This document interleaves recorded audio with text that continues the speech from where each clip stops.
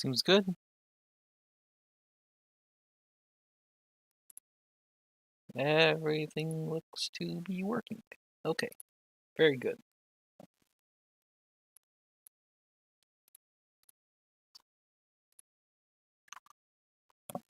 So,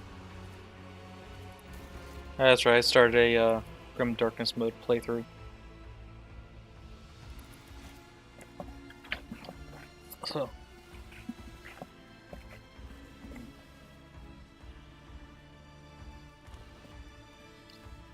oh, that's right, also I bought the DLC.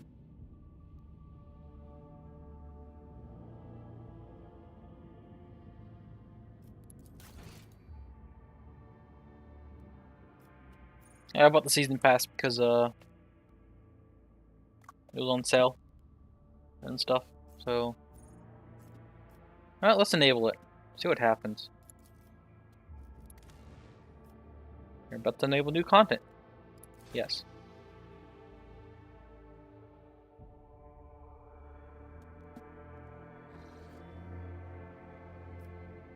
Okay. Blood colonies still need stuff, attention. Yes, a season pass. They're going to be releasing, I think, 4 DLCs for the game.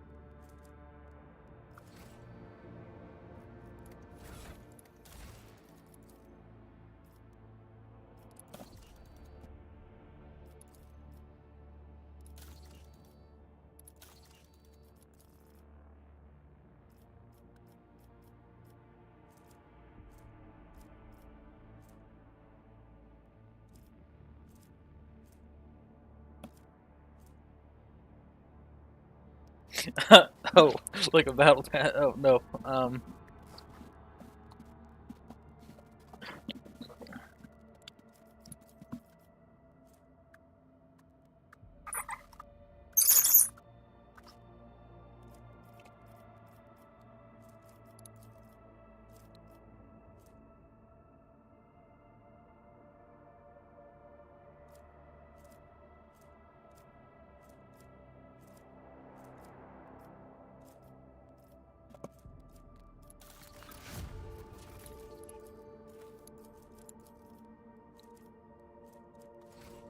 Oops. Sorry, I don't need the efficiency. Don't want to lose the profit factor. Just gain more people when I have 121 people. What am I waiting for to do here? That's right. I need Xenos Intoxicant. There's over here at Janus. Right? Yeah.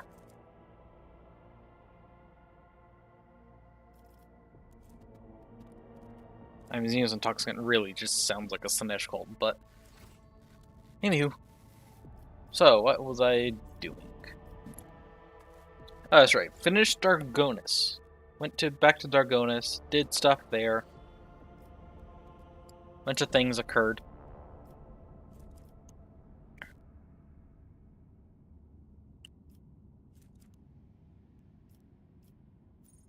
In the dark. Ship.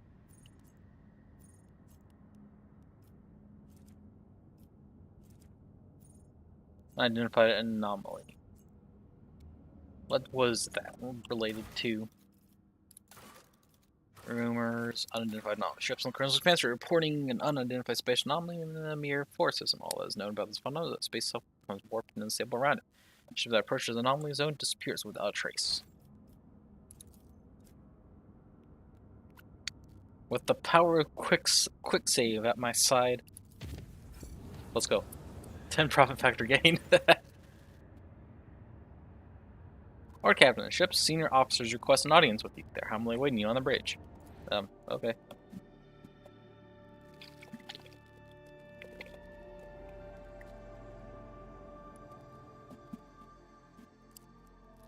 Now the question is this DLC stuff or other stuff?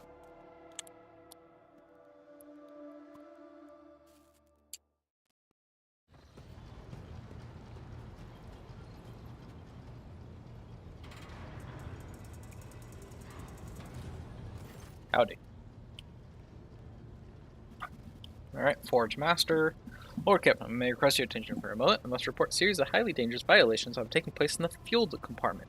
Master at Arms is ignoring my demands, and I'm thus forced to appeal directly to you. Master at Arms. Lord Captain, if it be your wish, we will crack down any violations of the ship's discipline. However, I dare say that the Infernus Master has no right to command the Enforcers, and I find his actions to be an outrageous breach of the chain of command.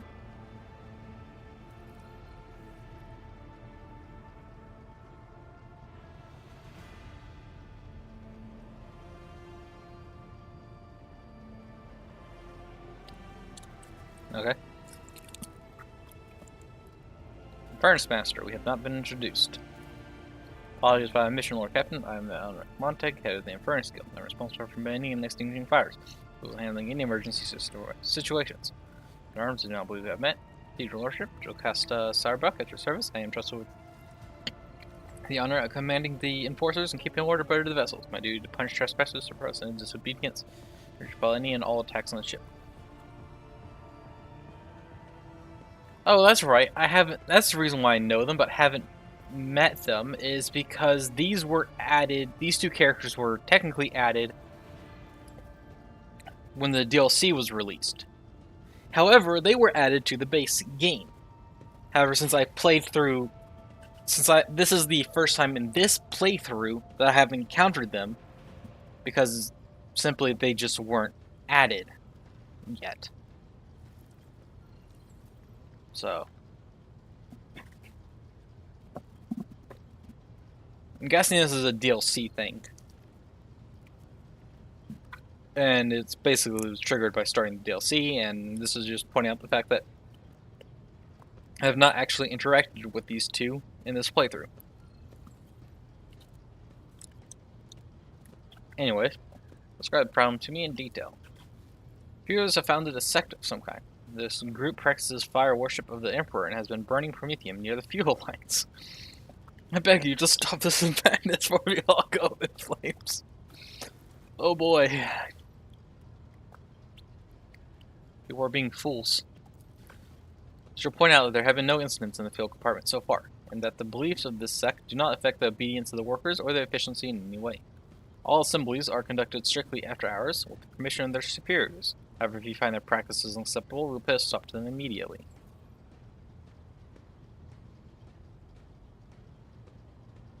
What? They're burning my promethium? The amount of residue accumulated in the drainage tanks was so laughably small that it was not even worth recording.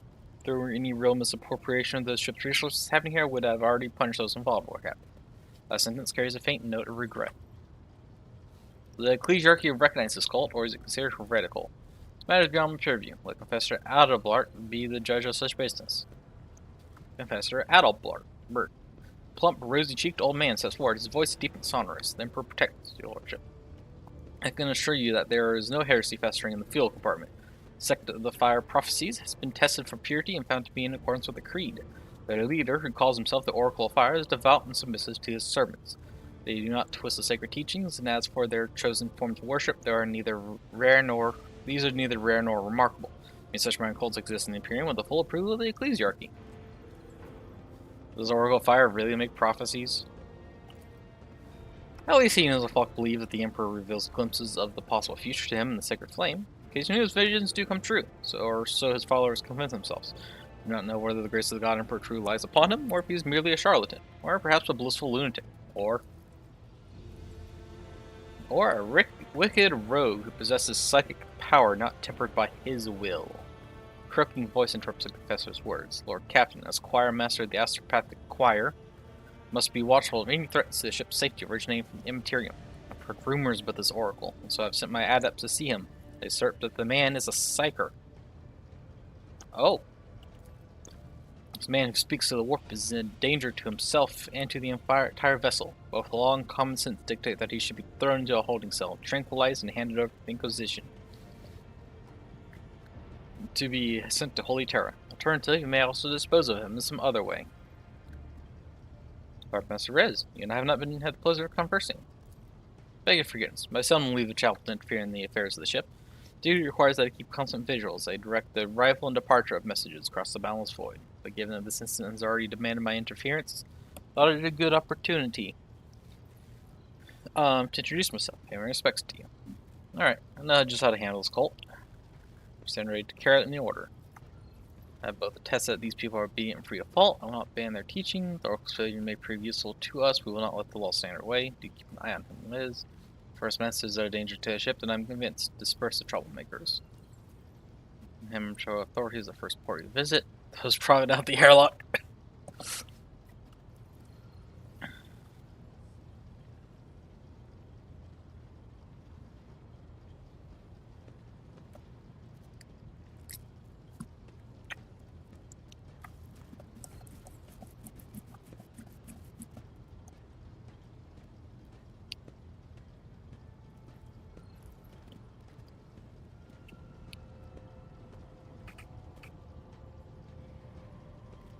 I'm thinking of siding with the Infernus Master.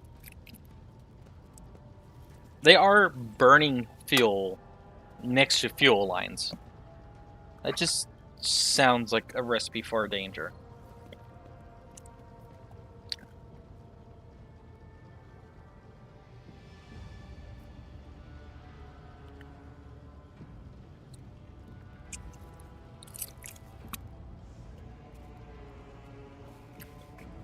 Wish there was an option to have them basically just order to go somewhere else and not burn stuff next to the thing that will set the entire ship on fire.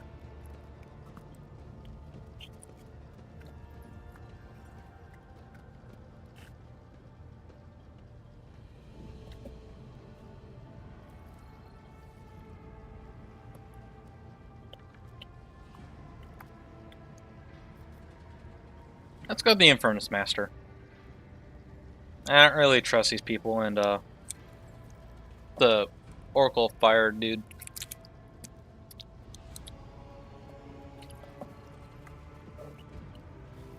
And stream's having issues. God dang it.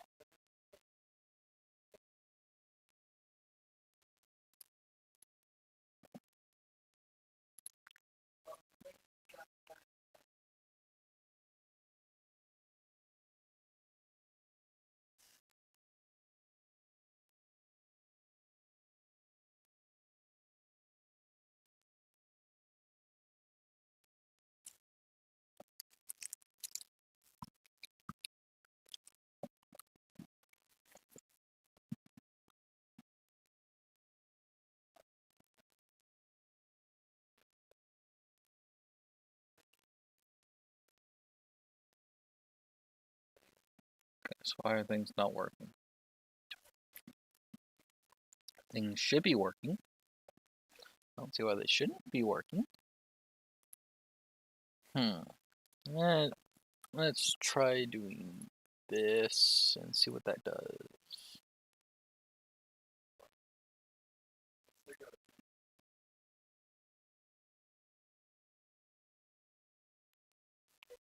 That doesn't seem to have done anything. Very helpful.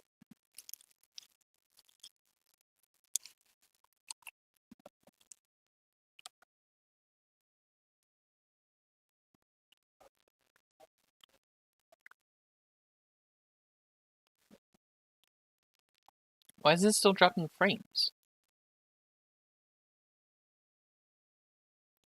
Upload has stabilized. Frame rate's good, CPU's good, all of it's good.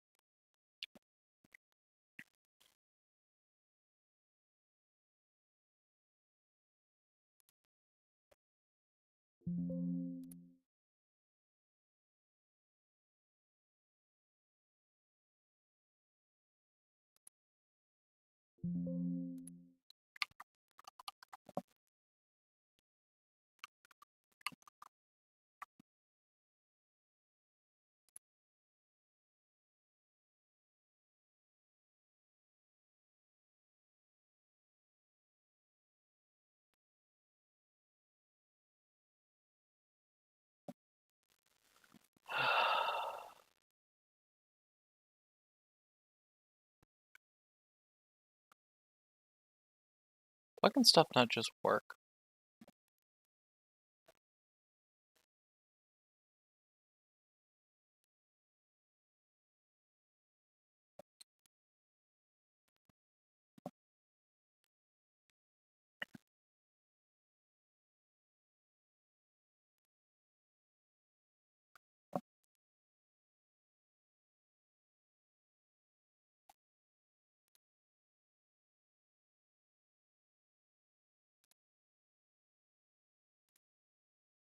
Well, if I said crash everything and try this, and somehow YouTube did not crash, but instead fixed itself. Everything else crashed, but YouTube didn't.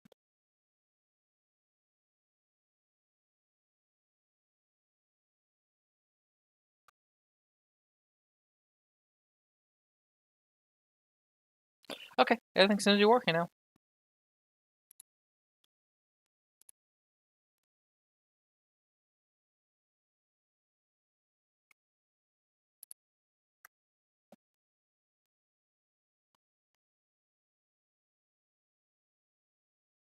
Yep, everything seems good. This is good. I like it when things are good.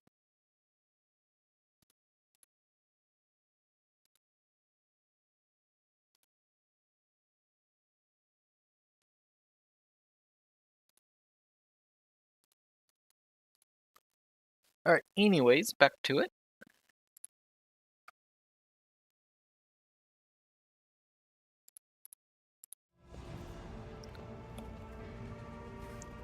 So, back to it. Let them be, or... Oh, sorry, I was gonna go with the Infernus Master. I don't want these people burning stuff near the fuel lines, no matter what their beliefs are, so... If the Infernus Master says they're a danger to the ship, then I'm convinced. Disperse the troublemakers. Yes, Lord Captain. By tomorrow, this cult will be forgotten, never to be mentioned again.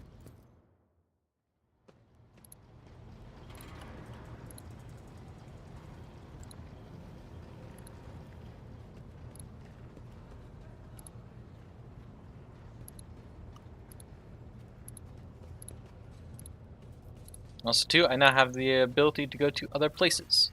I kind of know some of this stuff already, just from looking at stuff about the DLC, as well as one of my friends was playing the DLC and talking about it, so I kind of know some of the stuff.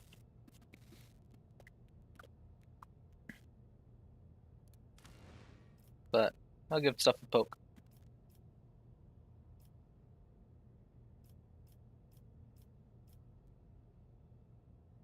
Yeah, this looks like a fun squad to go to the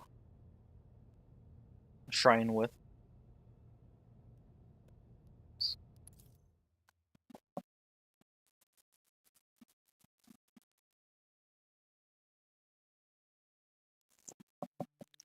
Alright, Void Sip Shrine.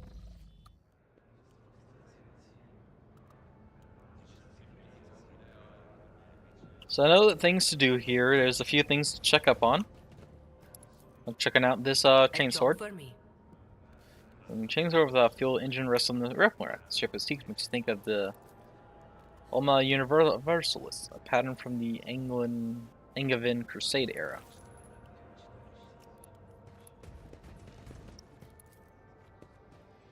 Skeleton inside the sarcophagus is holding a spherical object, gleaming with gold. Broad-shouldered young priest makes a sign of the Aquila. The Emperor protects your lordship. How may I be of service? Who are you? Initiate Zik, your lordship. I recite prayers and help Confessor Adalbart with the rites. Well, is this relic next to you? Initiate looks over the sarcophagus. The skeleton within is clutching an orb made of many tightly fitted hoops covered in glyphs. Mysterious object. but undeniably a holy one. It was donated by a group of pilgrims who studied the legacy of the great missionary Nadine Alinikov. They believed there was something inside that only someone truly righteous was meant to have. When the pilgrims were so desperate to witness the moment the orb's opening that they bequeathed their body to us. Okay. Do you have any idea on how to open this orb? One of your predecessors was the last to attempt solving this relic's mystery. It happened a long time ago, before Lady Theodora was born. That's all I know. Okay. Open the reliquary. I'm going to try to solve the mystery of the orb. Misha opens the lock and hands you the orb. Someone's already moved the hoops around, trying to arrange the letters into meaningful sentences. It will take a few more rotations for the orb to split cleanly into 4 parts, each with its own question. Answers should presumably be formed using adjoining hoops. I already know the answers to this, because I did not only see someone else do it, but I also did it myself. So, I already know the answer, but whatever. Question. My light reaches everywhere. The greedy will see me in gold, the scholars in humanity's cradle, but only the righteous will see me within their souls. Answer to this one is the throne. Because the throne creates the Astronomicon, where the light reaches everywhere. The greedy will see me in gold, because the throne is also the name of the currency. Scholars in humanity's cradle, on Earth, Terra. Only the righteous will see me within their souls. Looks like it should be Emperor or Aquila, but the thing is, the greedy will see me in gold points out to the throne as currency.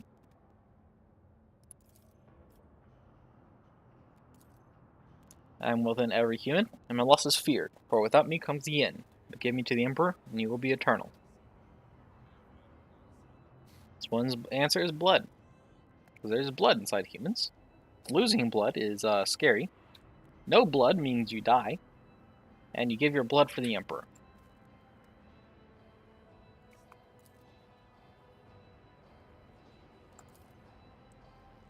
I am poison, I am perdition, I am disgrace. Burn me down, eradicate me, or perish, rejected by the Emperor.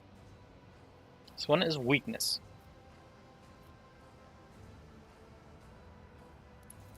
The rest just don't really fit. In your body, mind, and soul, you must possess me. I have no mere absence of stains. I bring you closer to him. Biggest part about this is absence of stains. It's just purity. The orb comes alive. Its hoops shift around with alarming speed, coming together and folding into each other, till the orb opens completely, laying its treasure bare. Get the missionary oath. Once per combat, if the warrior does not use any abilities during their turn, they can end their turn to immediately grant all adjacent allies an extra turn with 1 AP. Which is kind of dumb. It's a bit weak, in my opinion.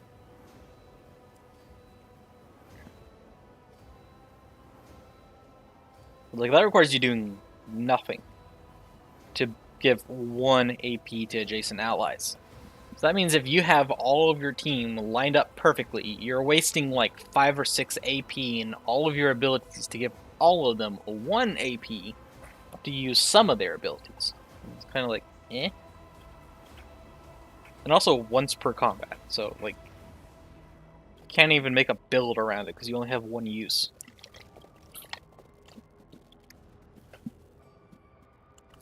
Anyways, Instant stares at the relic in your hands, stunned. How strange and exciting it is to behold the holy object that has lain hidden from the eye for so many years. Truly is a great day upon which the road trader himself has revealed the legacy of great missionaries to us all. Anyways. Why, Seneschal, it is positively scandalous of you to invade a lady's personal space like this, let alone in a place of holy worship. Do you perchance have something untoward in mind? What are you going on about? Keep your antics to yourself, and your hands too. I am merely making sure that the dynasty's relics do not end up in the inventory of some Casbalican fence. Accusing her of theft. Xenos keeps his hands to itself. There was a volunteer's mark on Serge's forehead. This man chose lobotomically willingly and at quite a young age. Reliquary maintenance cycle proceeding normally. No deviations from sacred protocols. Purium of victim. The shards of an unknown Angevin crusade warrior's twin blades returned from pirate captivity by the grace of the Emperor.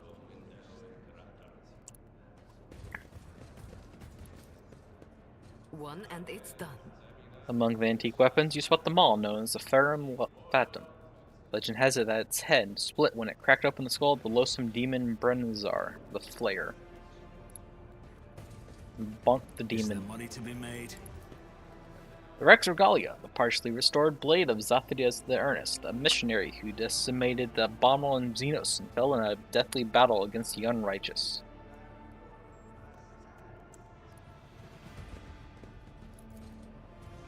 Machine in the Shrine Confessional emits a low hum as it processes the congregates of Vox recordings. Lanky Initiate is leaning over the cogitator, an expression of extreme mental effort on his face. His fish-like round eyes peering into his screen. Grant me understanding, master, and grant me wisdom. He winces as you approach. Your lordship, how can I be of service? Who are you, and what do you do here? I am Clotus, junior cleric. I sort recordings from the Shrine Confessional to pass on to higher-ranking clergy. Tell me more about this confessional. Our parishioners come here to repent, to share their innermost thoughts and observations of their neighbors. The sacred machine records all confessions and alters the voices beyond recognition. Can we find out who made which confession? There is not. Clotus shakes his head resolutely. That would undermine the usefulness of it. First prototype wasn't anonymous, so these confessions might as well have been carbon copies of each other. Everyone was impeccably diligent and pious and whatnot, but as soon as the machine spirit started to keep the name secret, parishioners opened up. Good thinking, making it anonymous. Keep up the fine work. I will endeavor to do so, your lordship. I have other questions. What does your lordship wish to know? It appears you're having difficulties. Nothing escapes your lordship's notice. As it so happens, I am struggling to categorize 3 peculiar confessions. Wouldn't have dared tell you about them, but I think they may have been left by senior officers. I should make this a matter of highest order, one that is far beyond my meager understanding. These confessions, you see, are far from being examples of pious conformity. Dread the very thought of dissent or heresy poisoning the minds of some of the most eminent members of the crew. But I cannot change what I heard. He bows his head in reverence. I cannot share this with anyone but the Emperor's anointing, nor can allow anyone but your lordship to listen to these messages, protected by the secrecy of confession. How much do you think these confessions were made by the senior officers? These parishioners are well spoken, meaning they are used to addressing an audience. Perhaps they issue orders and are vested with powers. And, well, after categorizing so many confessions, I learned to notice subtle differences between them. Let me hear them. Initiate steps aside and pin the cogitator to disposal. Recording 17FL2. Alleged dissent and impious doubt.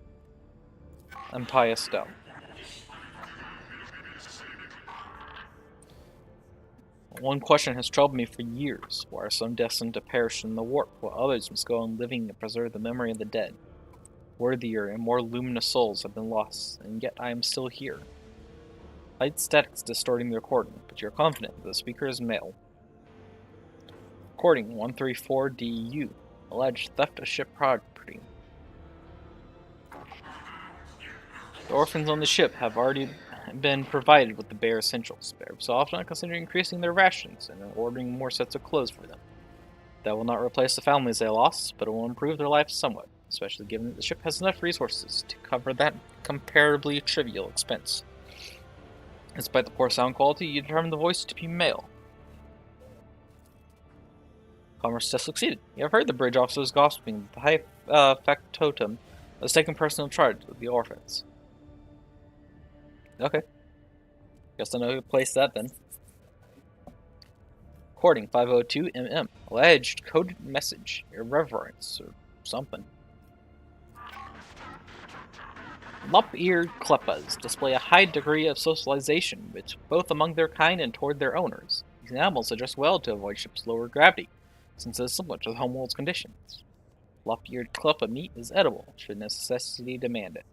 The voice sounds muffled, as though from behind a thick layered glass. It is unmistakably a woman's. Step away from the cogitator. Bridget looks at you, intrigued, but does not say a word. I'm curious to know who left these confessions. I will seek them out. Suppose these confessions truly are special, your lordship is giving them his personal attention. The initiate bows deeply. Never would have imagined the rogue trader himself coming to my aid. I'll leave you to your concerns. The initiate replies very, very solemnly. I labor for the glory of the Emperor and House von Valencius.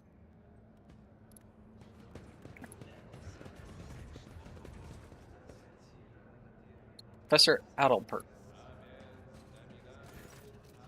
Professor Adalbert, a plump, rosy-cheeked old man, is lighting candles and taking his time with each. Glints of fire dance on his heavy golden aquila and his sky-blue eyes as he addresses you, smiling. The Emperor protects your lordship. Are you here to pray, or have mundane matters brought you to me? It's an incredibly profound quality to his voice, and he speaks with mesmerizing timbre.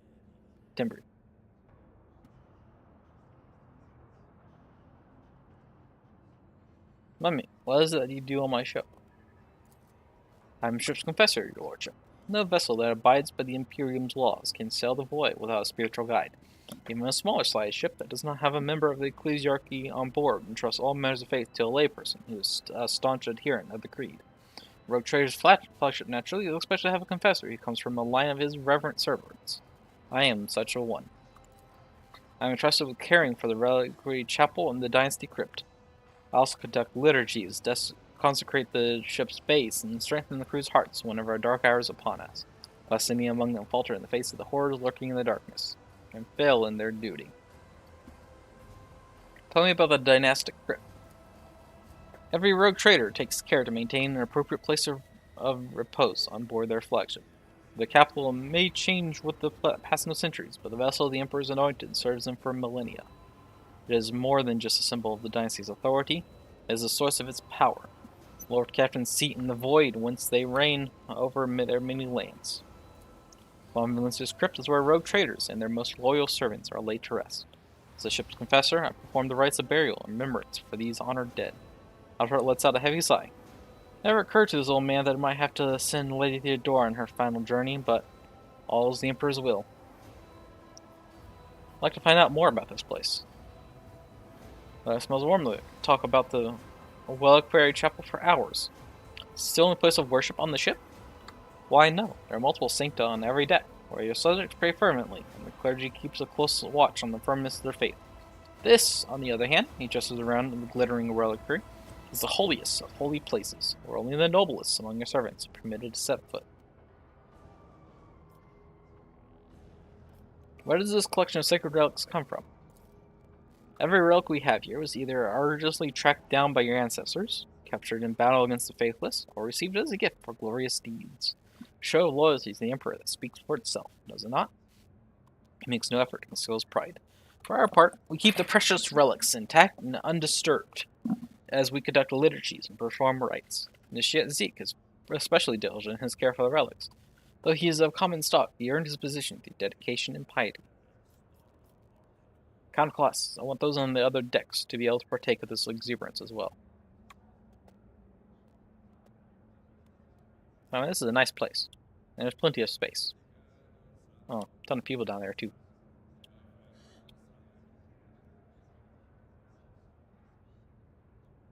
Why have all this fancy crypt if you can't show it off? Let people see. While his eyebrows arch upward.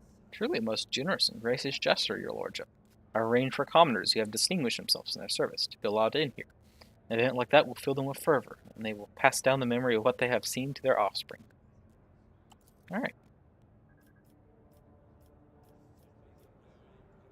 They're positively beaming with joy. A priest like you is a rare sight. I wrote life good-naturedly. Fair observation. Everyone knows that the clergy must maintain a stern appearance to inspire fear and awe in their flock. His mirth fades, giving way to a pinch of gravitas. The truth is that my clan and I experienced great hardship. Can I explain how it is? I am standing before you now except by his will. There could one be anything but joyful knowing that they were saved by the Emperor. What happened to your clan? I was scarcely more than a child when the malady struck our cabins. First would come the fever, then the unlucky victim would start fetching blood. After that, they would melt away like a candle. Only the youngest survived, myself among them. He smiles feebly. But now my family is growing, and I'm grateful for each new life that replaces one loss.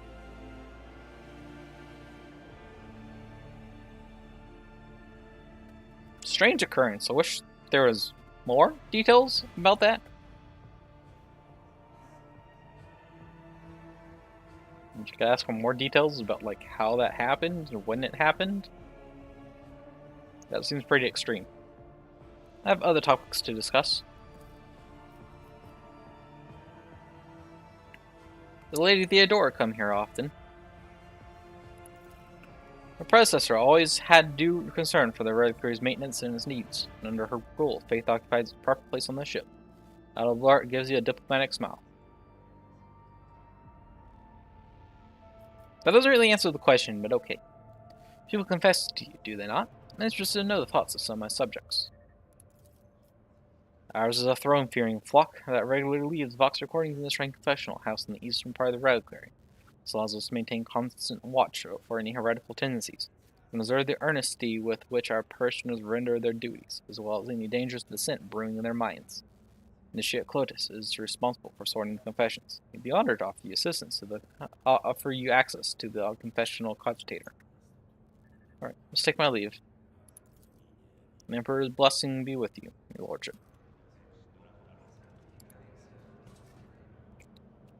Clicks melodiously with every swing, filling the air with fragrant smoke.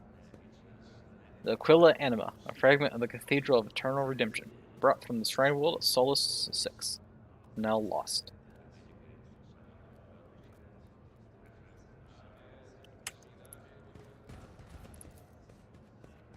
This could be an opportunity. Power Maul rests inside the glass. The inscription on the reliquary reads, I am Wrath. I am the cleansing whosoever wields me walks in the footsteps of Furia. Fun. Plates. I woke up with a feeling of wonder, Yep. as if a field of flowers was blossoming nearby. A child was saved from death. 1,000 heretics. You love to take charge, don't you? You?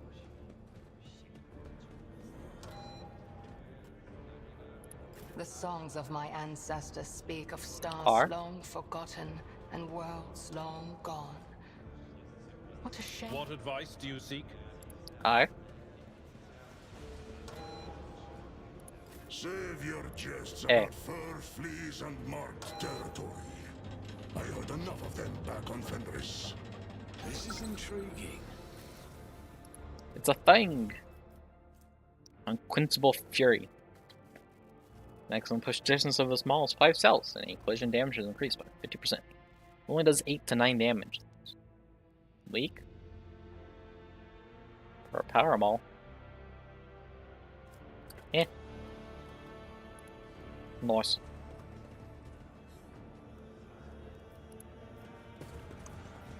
Alright, to another compartment. Astropathic Chapel.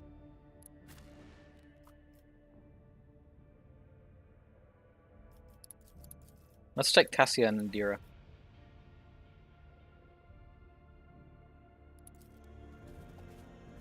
Since this is an astropathic area.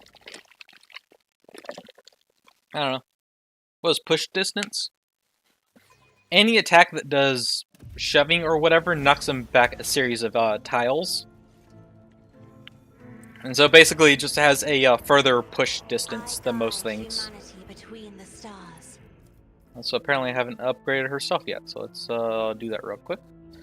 Building resistance, but will always gain that much deflection. It's all war turns and damage until that goes next turn. Show the path. Target items have at least one melee weapon in one of their hands. The target immediately gains the next turn, during which they gain the ability to use charge, and only this ability to be action moves up to 6 must be at least. Waking Nightmare, all enemies within the area suffer that much until the end of the combat.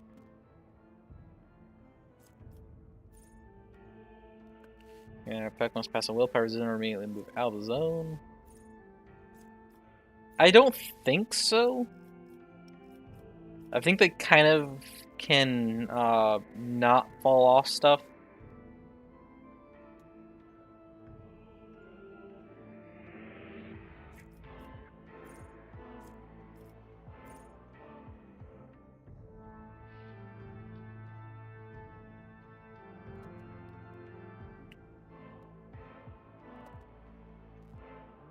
Yeah.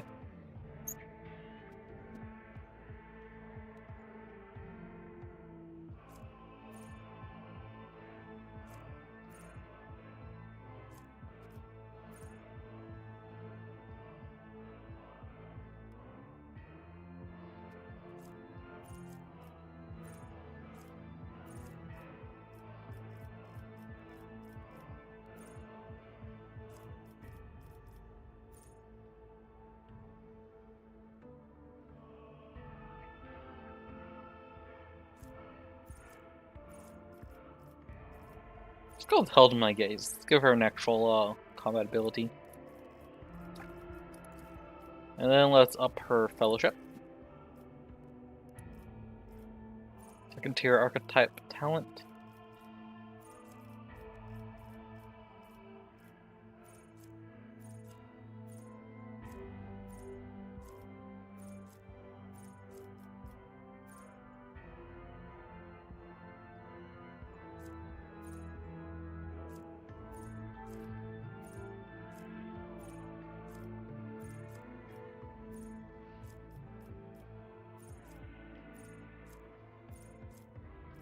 Let's go with ally coordination.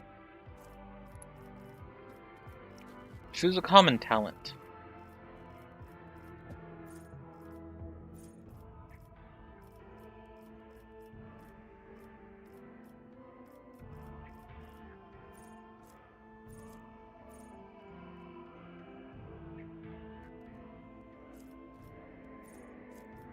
Go with perception. Choose skill, awareness. You know, persuasion. Actually, what's your skills at? Persuasion is 155. Commerce is 135. Peruse is 50. Courage is 110. Let's go with persuasion. Exemplar talent. That'll be good for her.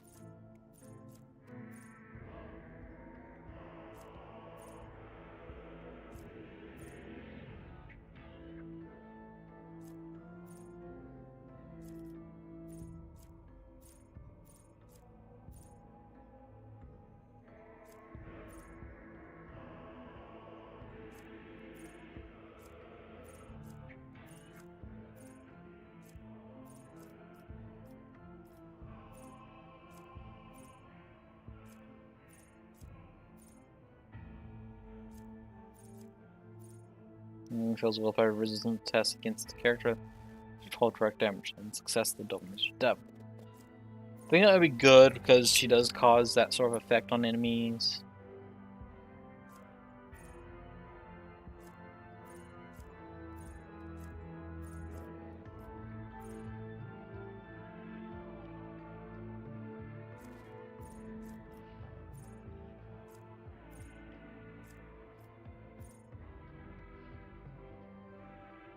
Or eager subordinates, maybe.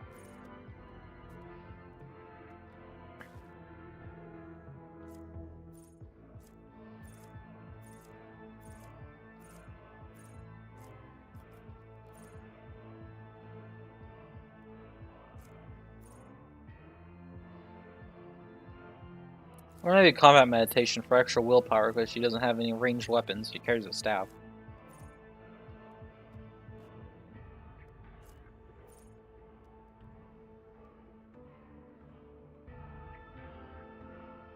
Or attention. Yeah, attention. Give out an extra turn, give them more armor, a dodge, movement points. Yep. Okay. Anywho. So we're gonna unload Soothine Articulations. Upon completion of shift, you receive 5 lashes for violating protocol item 539.62. Oof. And get whipped.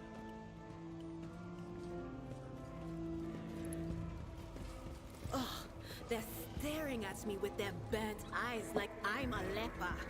I'm just passing through, all right? So you lots can calm down. Your presence has flooded the astropath souls with myriad shades of horror. No, we should not tarry here. Already causing issues. Nice. I always have a backup plan. Underneath the grill, you can see enormous outlines of formidable machines in a greenish haze. Lordship, the Emperor is blessed to stay with your visit.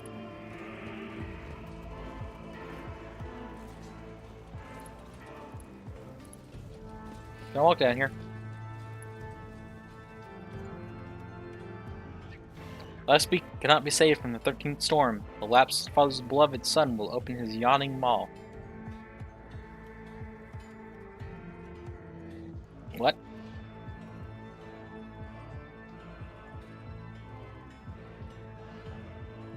Oblivion is inevitable. After the boundless sunset comes the horrific sunrise. Or forth unto a wailing world from the womb of...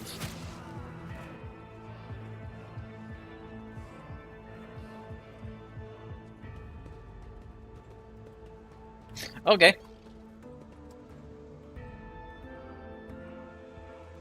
That dude heard something he should not have heard. Always keep your eye on the prize. I caught in the song's reverie, or is that really you, Lord Captain? Anyone else have random crap to yell?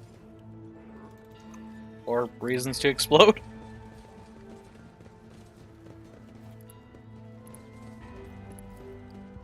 Back of the throne smeared with something dark, red, and old. Blood? Logic. Just as The machine uses many quills to commit the astropath's whispers to paper, and then starts resulting raw mental images based on their meaning. What you guys talking about? Candles gone out again on 34. Hope at least this time I don't have to scrape psychic ice off of them.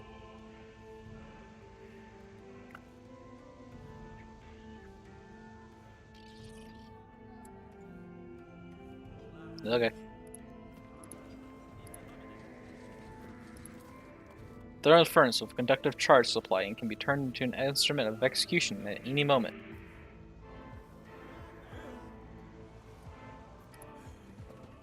Wait, that person down there was electrocuted. Let us not dawdle. Were they zapped because they were saying things they weren't supposed to?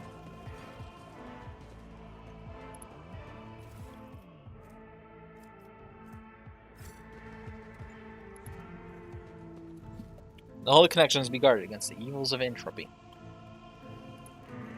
Function of Throne 30. And just here action required.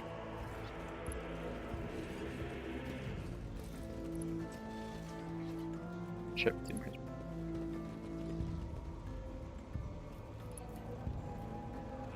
Endless stream of symbols fills the paper tapes. The deceased navigator's organ, repurposed for the Fire Master's needs. Here's where process messages converge from all over the chapel.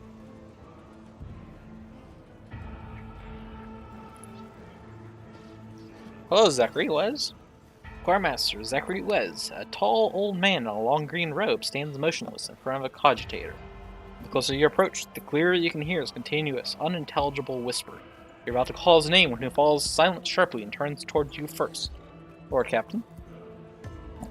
A visit from the rogue trader is an honor for us. Like other astropaths at the chapel, the choirmaster's eyes are bandaged over with time-worn scrolls of sacred manuscripts. Nevertheless, you cannot shake the feeling that his otherworldly glowing gaze is studying you keenly. How can be of use, your lordship? Sanctioning is a brutal procedure, one which robs every astropath of the gift of sight, but in return they gain a new kind of vision, allows them to see what ordinary people cannot.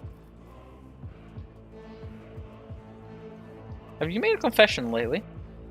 Yeah, because there's the one about the losing people to the warp, but forced to carry on messages. Or something like that. Make a confession. Beg your lordship's pardon?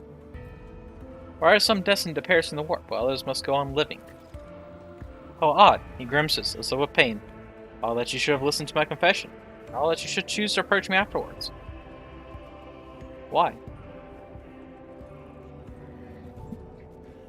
Felt there was anguish in that confession. I wanted to help. My confession made you anxious on my account, resulting in a waste of your time, which I apologize. I'm thankful for your consideration. Smiles a bittersweet smile. Death always keeps close to astropaths, and its punishments for arrogance and weakness are severe. I have seen my fellows die, and at times the memories are exceedingly hard to bear. Sadly, almost every choir has a story like that, and the survivor who has carried their ghosts with them ever since. Buzz lets out a ragged breath. My apologies, but I cannot continue worrying at these old wounds. Directing a choir requires a clear and firm state of mind.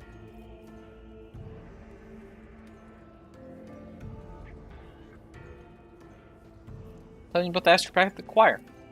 Where's Lordship? Is there something specific you'd like to know? What is this place?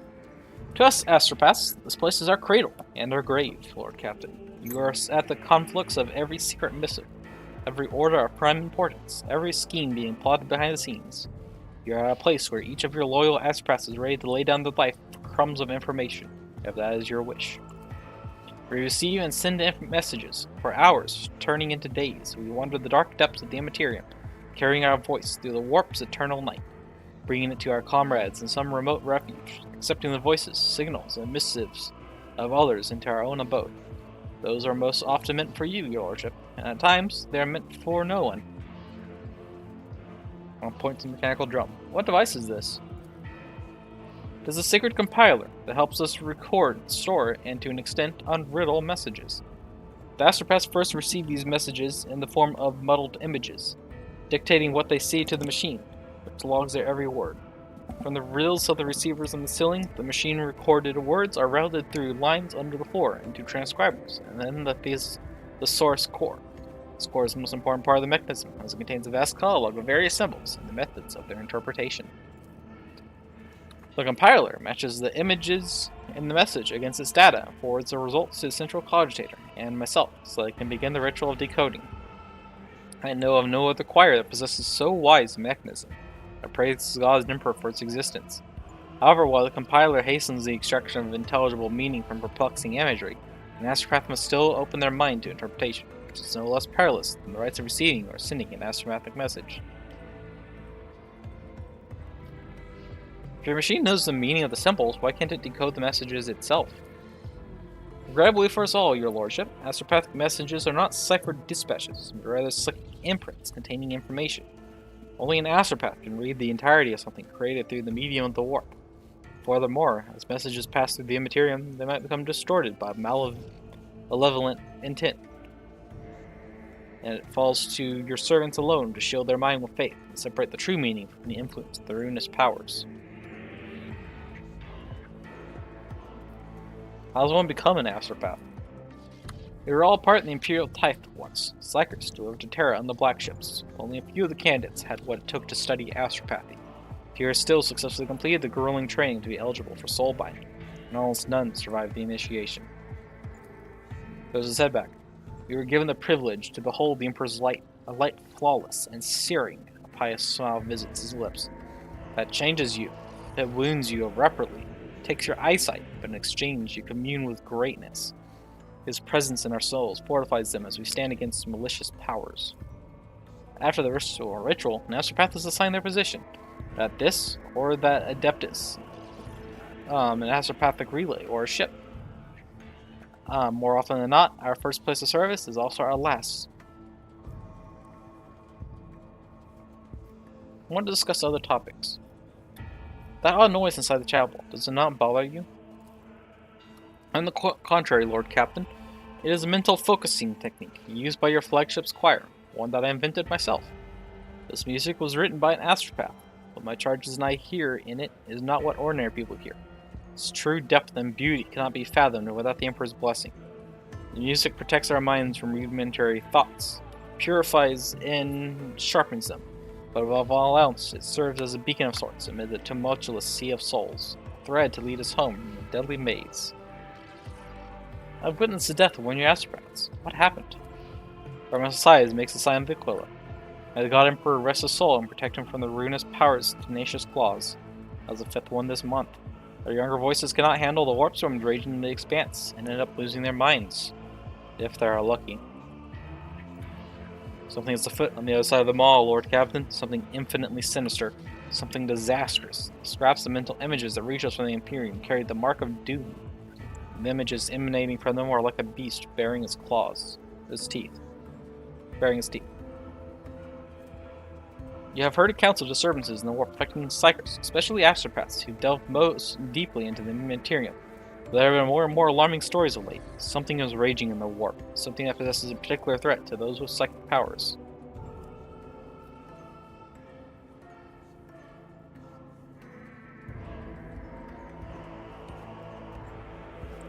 What kind of class? Must enter your choir. I shall have good food, recap, and relaxing poems delivered. I appreciate your concern. Perhaps these small indulgences will give them strength and save someone's life. Speak later, Choirmaster. I have business to attend to. Goodbye, your lordship. Choirmaster follows you with his otherworldly glowing gaze as you leave, and turns back to the cogitator. Keep your wits about you.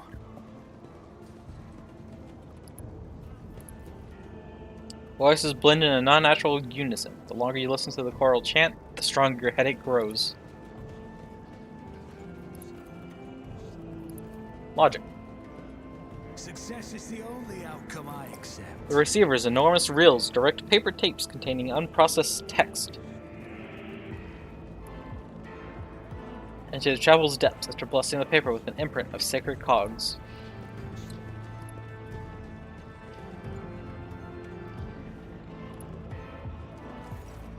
Protect us from the machine spirit's unrest, for without his gifts, our sacrifices are fruitless. You can barely hear the voice of the young astropath, standing very still next to the bulky mechanism, his face frozen in a mask of despair. His anemic hands are pressed to his chest, clutching crumpled strips of thick paper. He hears you approach and composes himself. And the engine seer, his head lowered, does not so much as glance in your direction. With his hands folded beneath his robe, he makes a barely audible, unpleasant sound, a prayer in Technolingua. What's going on here? Sacred Compiler is ailing, your lordship. A gloom has come over the machine spirits, and they are disrupting the mechanism's operation. 12th row of the drum is now adding incorrect symbols. Man shows you a stack of papers, and you notice at once that the rows of squiggles in each line all end with the same glyph. Summon the servants of the Messiah, but the machine spirits are none too eager to heed their prayers. The esteemed engineer is in a state of tech prayer trance and hasn't moved from the spot for a day now. He shrinks his head into his shoulders timidly. Had the audacity to think the sacred compiler could be better helped by examining its parts, but who am I to question the secret knowledge of the Adeptus Mechanicus?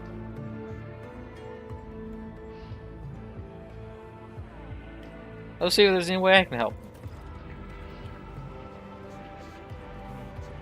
Faculty, that's perhaps in sore need of help. Every issue causing the promise, and the Ripter may wish to provide it. It permeates the entire chapel's malfunctioning. Every issue causing the problem must be identified and resolved.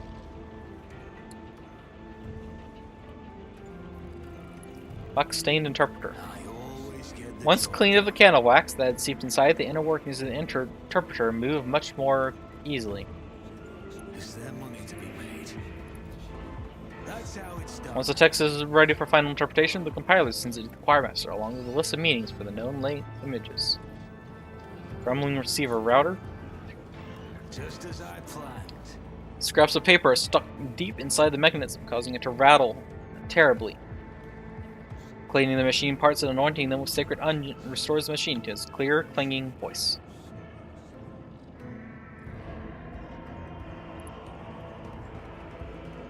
I always keep my options open.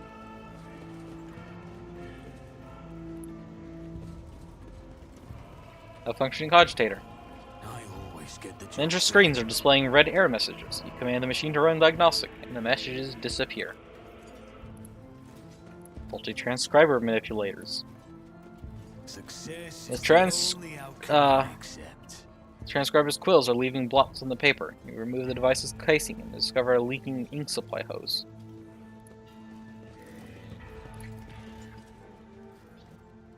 Oh, lost eye machine right set. I've already did that one, and I just wasted something. Darn. Such a weird bug.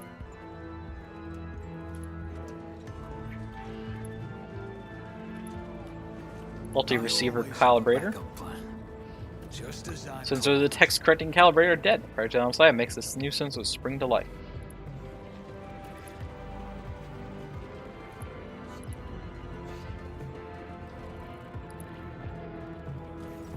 Your lordship, the express smiles at you. A shy, awkward smile is someone unused to smile.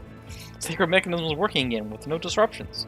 A trembling hand, the cycle hands you a strip of paper with smooth rows of etched characters, this time containing no errors. Then you see rises proudly to his feet and says in low Gothic, a language he clearly has not had much practice in. With sacred words and virtuous thoughts turned towards machine god that have been able to pacify his mechanism's wayward spirits. Now Messiah bless.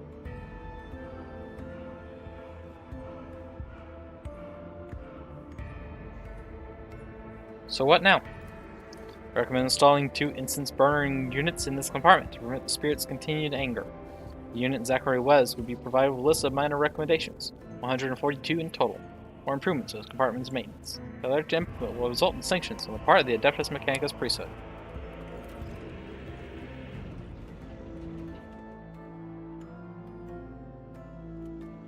Okay.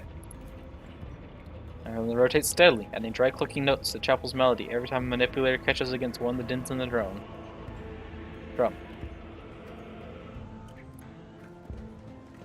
Rise to the top or get left in the dust. Lordship, I have something for you. Quartermaster hands you a sheet of paper with uniform lines and machine type etched into it. Thanks to your assistance in repairing the compiler, we have been able to interpret a most curious message. It contains a call sign the agents of the renegade Voidver used in their especially important reports. When was the signal sent? I cannot say with certainty, your lordship. Following the repair work, I went through text that had defied decoding before. The signal had lost its way in the bowels of the mechanism. It could be a week old, or years. It could be a message from Voidver. It was more likely the intended recipient. What does the message say? Only a few words. Lilmedeth, Adanthius 11th, the winds have ceased. It is done. Now, Lilmedeth is Voidver's call sign for special reports, while the rest is a code we are unfamiliar with. That said, we know where to look for the truth. The Adanthius 11 system. I'll get to the bottom of that message. I have no doubt of it, that your lordship. Alright. Let us not dawdle. So, a special report about a planet that the winds have ceased. What does that mean? Who knows?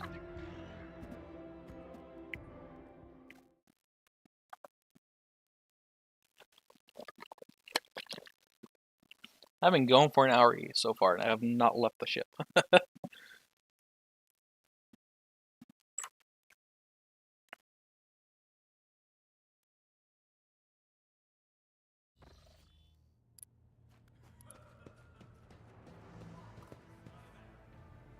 That's new. The tireless paint engine, the creation of the deranged minds of the Drukhari homunculi, was the sculptures of flesh from the dark city of Kamara. Fascinating, delicately smelling flower from the Agriwell Janus is but one symbol of the rescue of the planet from the clutches of Chaos Worshippers. The blade of Drukhari Xenos is one of the trophies taken from the bodies of the enemies during the defense of Dargonis. Are these like special items collected over time? The hideous head of a steel devil destroyed by the rogue trader aboard a corrupted void ship. The Mask of Aurora, the prophet of Archimity, foretold the final dawn in Rykad Minors. Coat of arms of House Woman's crowned with the text of oath of royal traitors to Imperial's faithful servants. Been trained by skilled archers, greets guests who have been granted permission into Lord Captain's quarters. Hefty tome contains schematic of the flagship of the House Legends, in addition to a plethora of notes of copies of reports and other documents. The fused explosive dice, created by inhuman hands and brought aboard the Von Vincent ship by Xenos raiders. The stuffed corpse of a slit, a bizarre xenobeast that was once in the service of the Drukhari.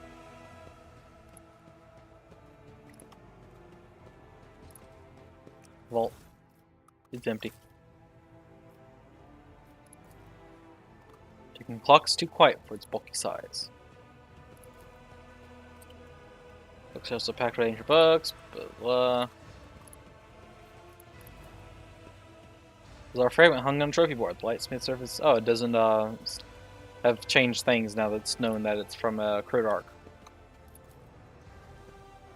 Dozen pieces in the board suggest the game of murder was interrupted. The winner was never determined. Nothing made from swing metals or blah blah blah.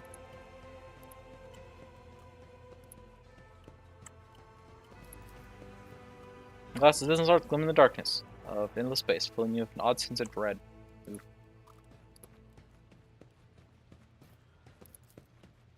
The long-dead eyes of this fierce monster forever capture the fear and pain of its final moments. Okay.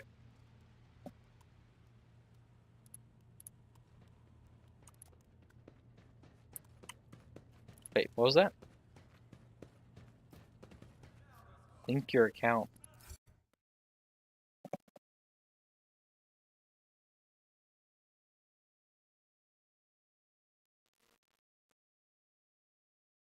Huh. For linking my Twitch account to the game. I have to check that out at some point, I guess.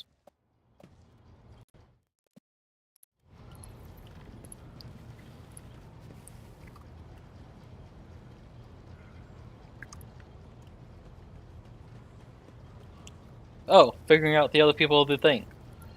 The High Factotum, Generous Donrock. You're in charge of the orphans. Have you made a confession lately? Lordship, you're truly master about springing unexpected questions on a man. However, I must admit, I don't quite understand this one. The orphans on the ship have already been provided with various essentials, have they not? Factotum fidgets nervously with the rings on his finger until he musters his courage to reply. I'll not pry.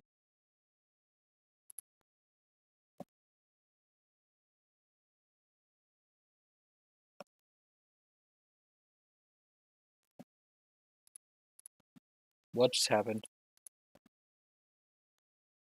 This was connected.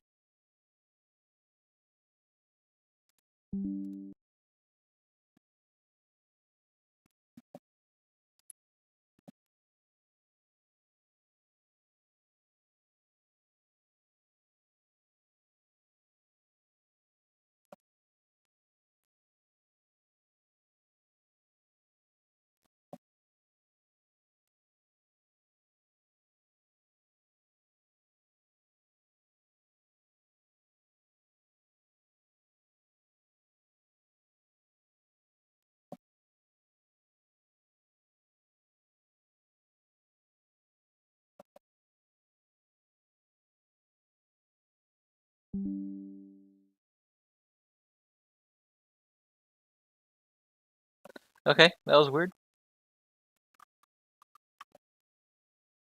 Is everything back? Everything is back. Weird. My internet just dropped. Though it's back and stable now, so that's good. Sorry about that. Anyways, giving to the orphans. Educate them so they may grow up to be of greater use to the ship. Assign teachers, supply books, and commend the best students with gifts. Hector bows his head into parents. Wise decision, your lordship. 2 serfs with 1 shot, that is to say. It is good to know that the children will both learn and be rewarded for their diligence. I'd like to place the painting of late Theodore in my chambers. Hang my portrait instead. And bows a bit obscurely. It will be done, your lordship. I already did that, but whatever. No questions.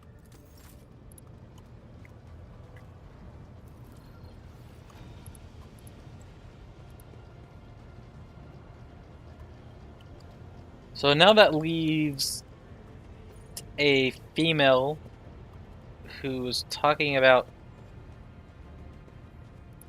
things down in the things to eat.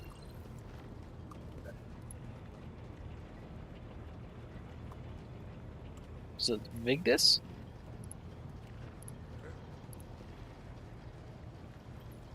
Dig this.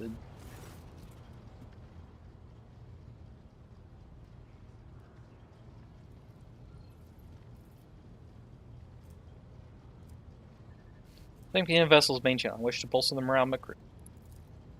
Luxman nods obediently and presses several switches on the device she is holding. It is done, Lord Captain. You address the crew with a rousing speech and hear your voice roll through the ship, reaching even the normally quiet corners of the vessel. When the broadcast ends, you hear distant shouts of approval.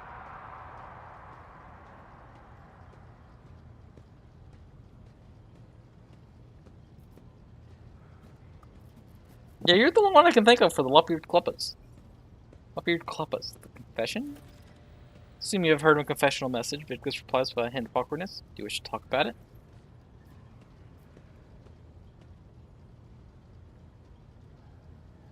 The important question is, why? I was fault checking the Vox devices in the ship's reliquary. Message recording works, but deletion does not. You have helped me establish that. Thank you. Wait, why lop-eared kluppas specifically? At that time, I had nothing to repent of, so I dictated an excerpt from an old letter to my mother. As you heard, it contained arguments in favor of keeping lop-eared kluppas on the ship. So I recite it from memory.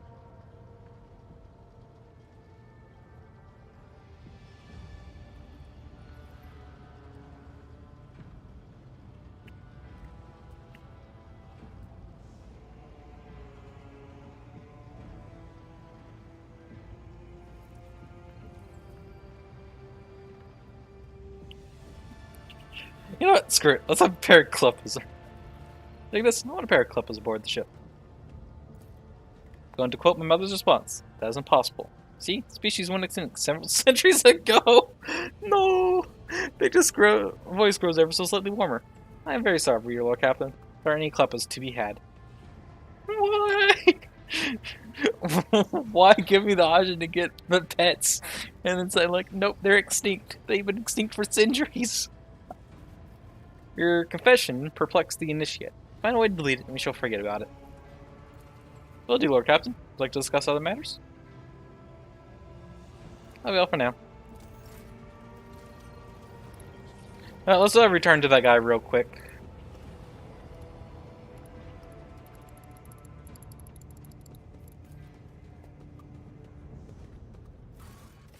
Shrine.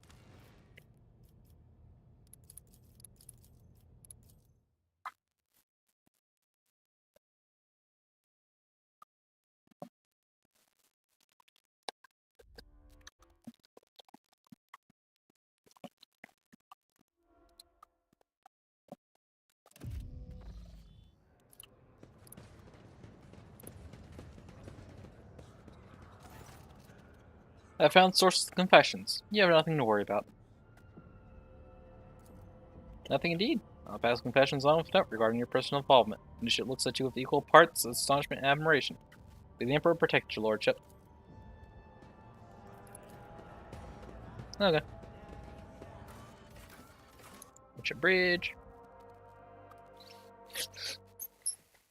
Alright, anyways, we were coming to the system before getting distracted to investigate disappearing ships.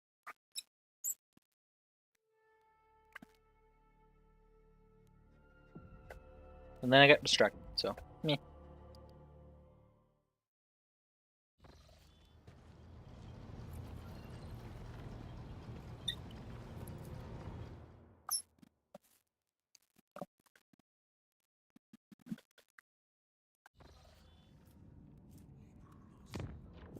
Boop.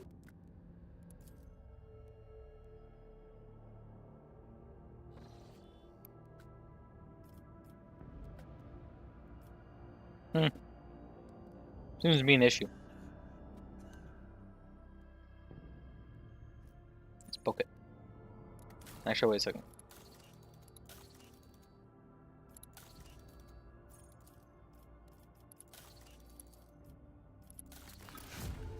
President Muses. Okay. That finished.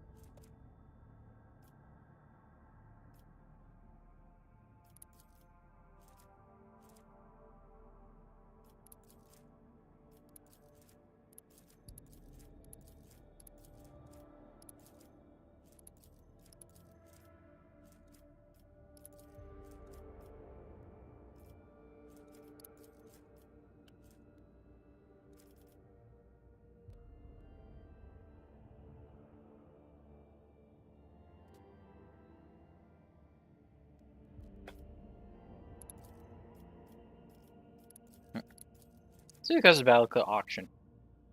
Cost some Xenotech. Gain an Eldari Melta rifle. And profit factor. Nice. Let's do that. Sense of virtue. Efficiency down, complacency up. Trophies. I have chose the Versailles raise increased by +1 against demons for each rank of dogmatic. Probably good for Henrik.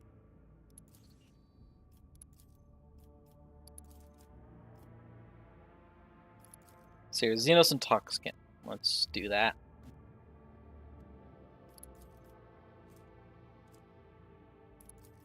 Okay, some profit factor. And allow for something else to be done. Right. Now that bit of quick stuff done. Poke. The endless canvas of the cosmic void is interrupted by what looks like a bottomless hole. Its light cannot pierce it. No stars, no planets, no cosmic dust. There's only total darkness. The Augur team has failed to glean any information from the anomaly, and under the influence of mysterious forces, the void ship is slowly drawn to the heart of the darkness.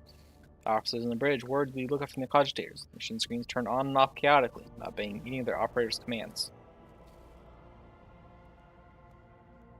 On the walls of the bridge, the crew's silhouettes and the ship's holy machines tremble and stretch out like rubber bands. Alerts of malfunctioning cogitators and maddened chronographs come in from every deck, as do reports of indescribable hallucinations gripping the crew. Tech priests are trying to placate the machine spirits. Helmsman and Revor report that the situation is bad. Navigational systems are barely functioning, and the visible force is getting stronger and accelerating, ceaselessly dragging the vessel into its dark bosom. There is little time. Lord Crafton must decide: leave the dangerous place or give in to the force, studying the anomaly from within. Determine the archives contain any data on such anomalies. Few operators manage to wring a minute amount of useful information out of the archives. Such anomalies are extremely rare, randomly appearing gravitational wells which connect different points in space. Where such a well leads is impossible to predict.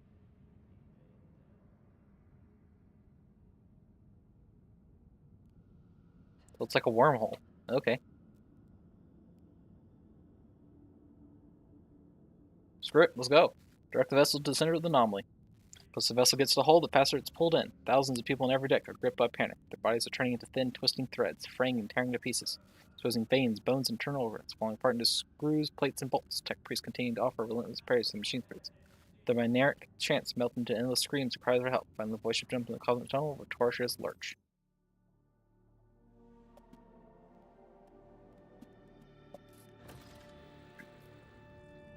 Boop.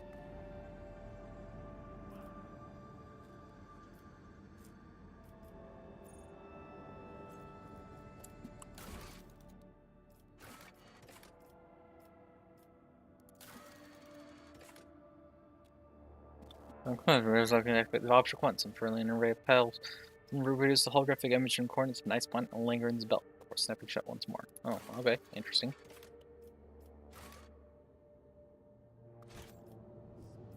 So where did I end up? And is this helpful? Outermount 2. I got sent over here.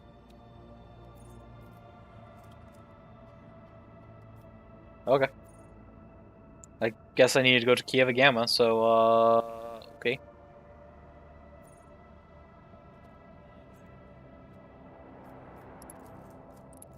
Boop. Prisoner report, Lord Captain. Members of a sacred cult operating aboard the ship has requested an audience. They must present gifts and introduce themselves to their new captain. What sacred cult? Call themselves the Blood-Spun Web. The cult defends the flagships from both internal and external threats. Lady Theodora held them in high regard and looked favorably upon their activities. So I'm taking their time? Very well, I'll speak with them. I'll commence preparations at once, Lord Captain. I know this is from the DLC. The Blood-Spun Web, I know, is a major part of the DLC.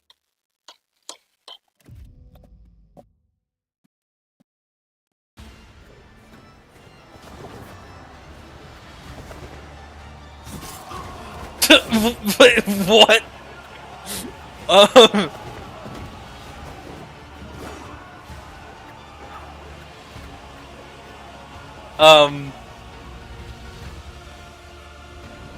Well, I would call that an entrance. Okay.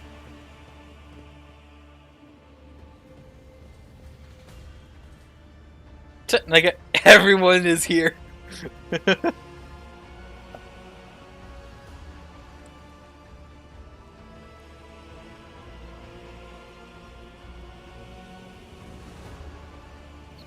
Those on the deck watch in awe as the final figure moves gracefully into ceremonial pose. Some of the officers whisper in excitement, while others gotta owe him new flooring.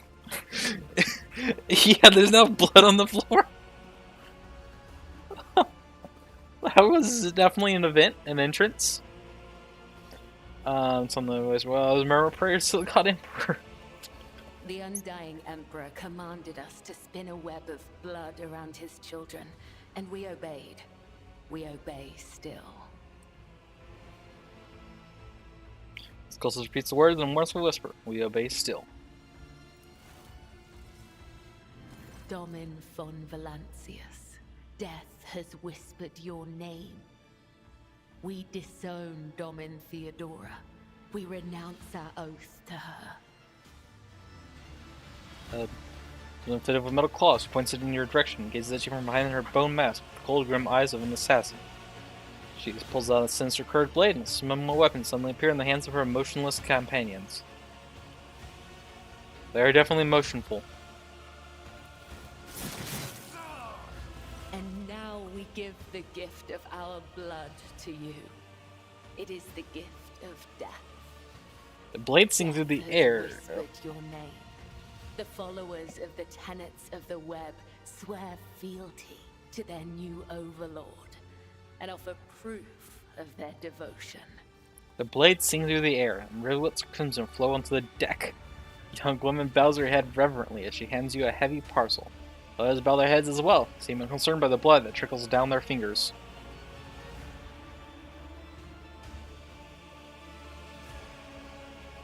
Are these people back here prisoners, or just the people who are going to mop up after you guys are done spilling blood everywhere? We give you a blade, the silent verdict. The Undying One has chosen you to wield this instrument of death. We give you one of our own, Kibella. She will be your shield and shadow. And we give you the blood of these traitors. The tenets of the web will purify their souls.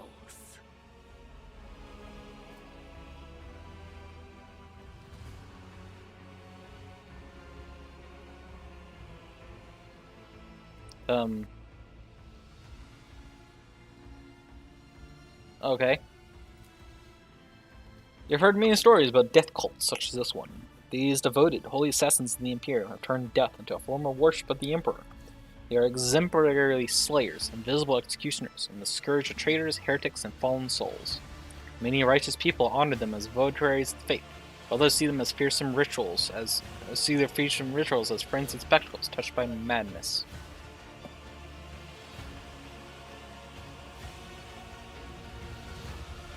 Examine the cultists.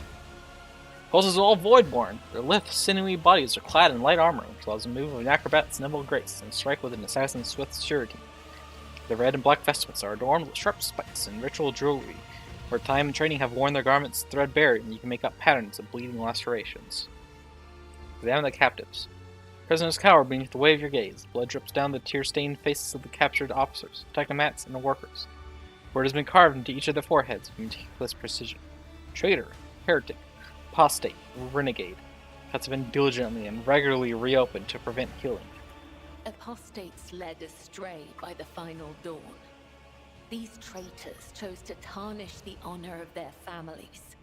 Only their blood can wash away the shameful memory of their betrayal. Okay. Interesting. So a death cult watches over my crew. They who honor the Emperor through killing. They devote their every deed to serving him. Sacred executioners. The Domin has discerned our essence. This is a great honor for the blood-spun web. We have woven the bays of this ship together with the threads of our faith for many years.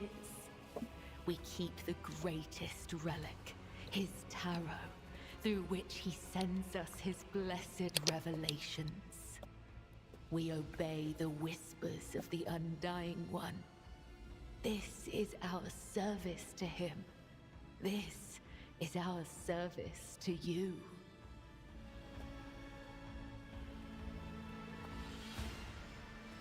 Okay. How interesting. Devout assassins who believe themselves to be innocent. Since when did you have a voice? They revel in violence and cannot tell the difference between bloodthirst and piety. They follow their faith blindly, unaware of how closely they tread to corruption and depravity. Look at them.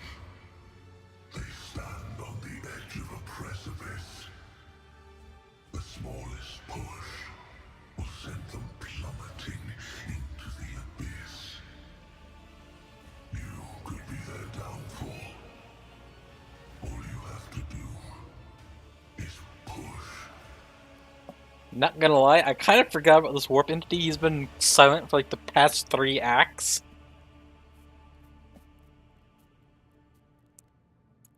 Like, he was big in the prologue, did a little bit in Act 1, and then he's just been silent since, and now he has a voice. Okay.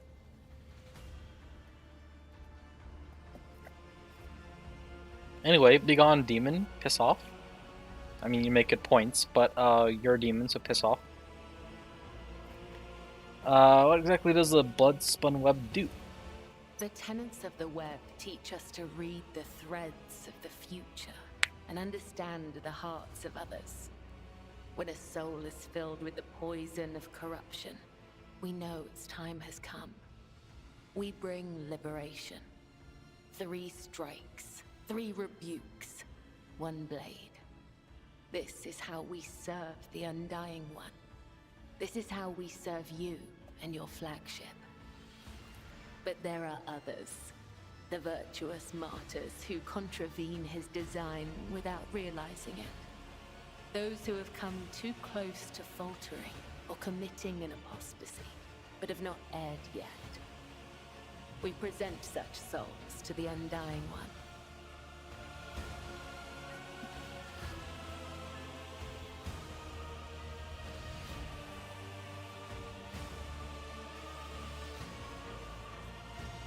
You kill innocent people? We do not desire their death. We do not seek them out in the darkness. They come to us, and we usher them from this life if his sacred tarot reveals that the Emperor wishes to accept these martyrs. Suspicious. You mentioned the tenets of the web. What are they?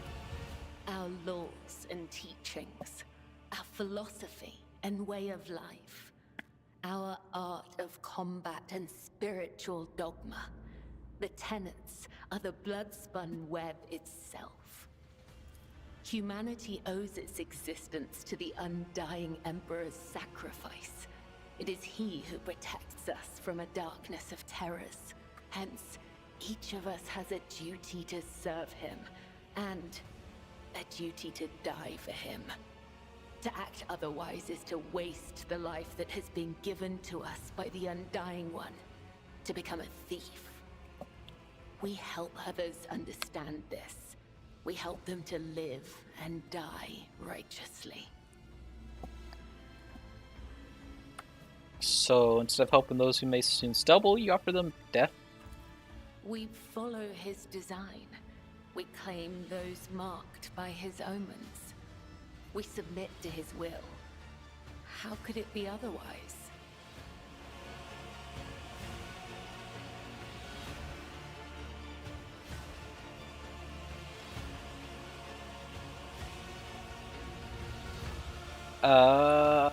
Let's bring the practices, but I'm not going to ban them for now.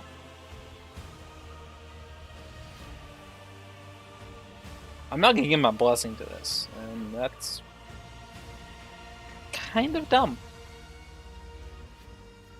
I'm not going to do the heretical thing of making them heretical, and I'm not going to piss them off.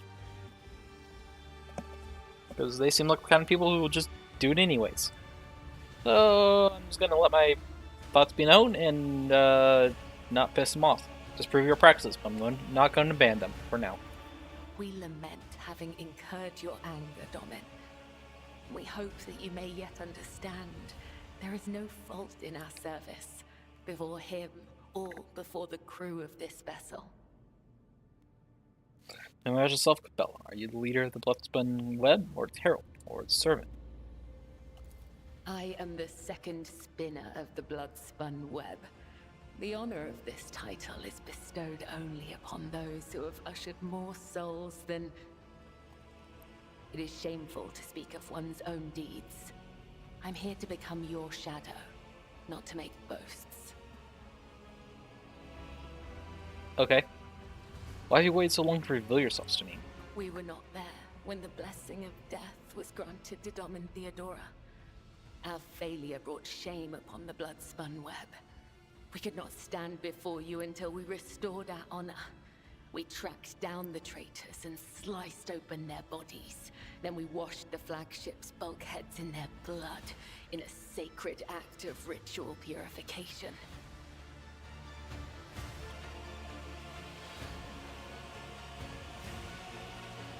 Yeah, keep quiet, Argenta. Why have you brought this rabble to the upper decks? So you may offer the souls of these traitors as a gift to him. You have the authority to order their execution. Their blood will bind us together through him. For the God Emperor, the Undying One is death itself. The Undying One is duty itself. Give the order, Domin. Let a spinner of the Bloodspun Web undergo the test of a sacred trial.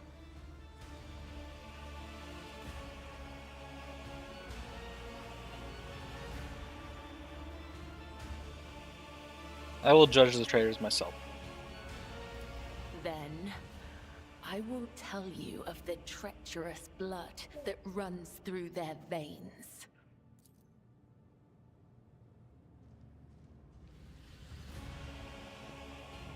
Hey, the Herald Skull has arrived.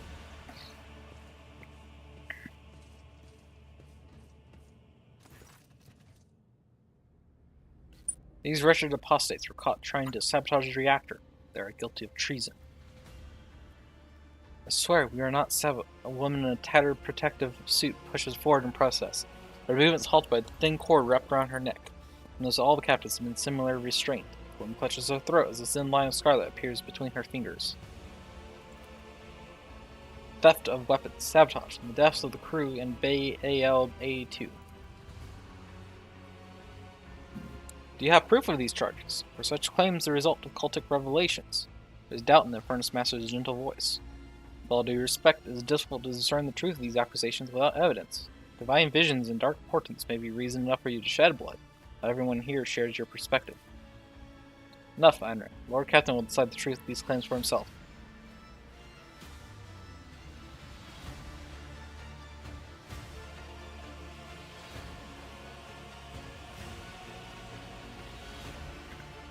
What about those prisoners you killed during the procession? Did you film titled Stand in Judgment over them? Or, Cabela, is it true these things were revealed to you through visions? The practice of sacred divination, using the bones and sinews of a martyr, led us to the reactor room. This is true, but it is also true that I beheld the act of treachery with my own eyes. What do the accursed have to say in their defense? Cords around the prisoner's neck are loosened, just enough to let them speak. Have mercy, we're just technical tunnel workers. We were told to block the ventilation shaft leading into the reactor room. Fume leakage, supposedly. We didn't know we were doing anything wrong, we were just following orders. And as for why we were holding weapons, that was, well, you know. Holm scratches her cheek nervously. She's lying, the injured officer scowls angrily. They smeared blood on themselves and crawled out of the tunnel wailing. Oh no, the ship's been attacked. The enemies everywhere, defend the bay. They rushed off to investigate, and they used their cutters to break into the weapons storage at a guard station. They stole guns and headed straight for the reactor room. Bone and sinew revealed your hubris. You abandoned vigilant for the promise of glory. You did not give weapons to traitors, but you left your post to seek a hero's path. Though you do not act with treason's intent, you are complicit nonetheless.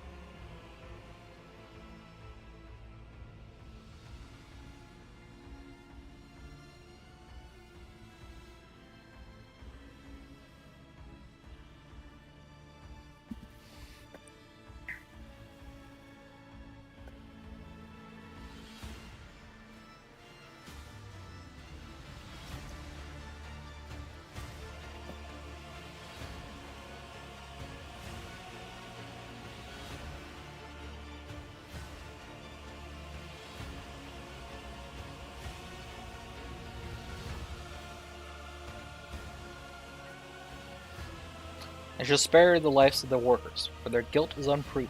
Let them labor on the ship, but under the supervision of the enforcers.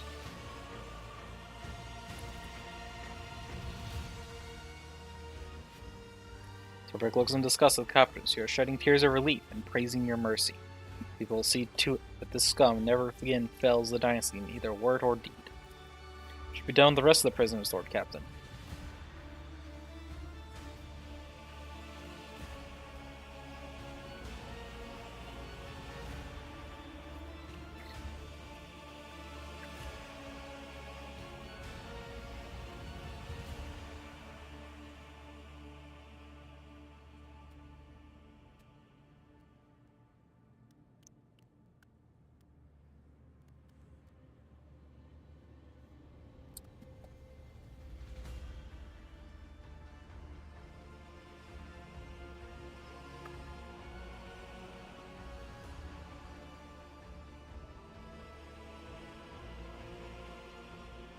So they did screw up pretty bad. They should not have abandoned their post. I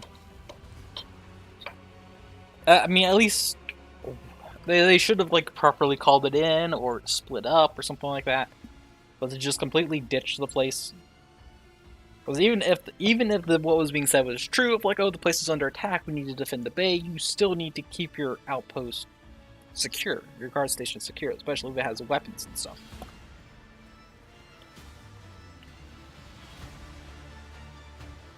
So they were kind of doing their job, but they just did it poorly.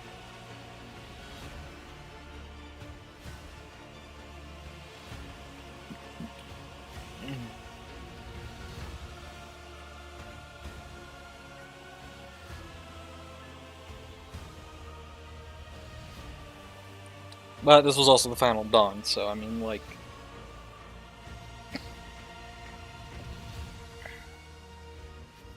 And the officer in support to be about the right to reinstate statement. I'm not gonna give them a shot, but I don't think, like, completely scot-free, because... they did make a mistake, and it's just...